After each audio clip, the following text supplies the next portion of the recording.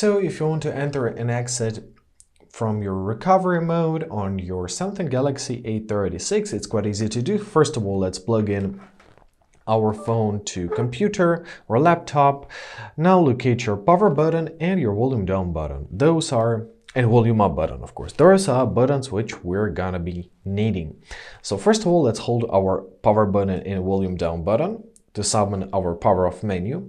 Let's press power off and let's give it a couple moments to be powered off. Great, it is powered off now. So now we're to hold our power button and our volume up button. Let's do this.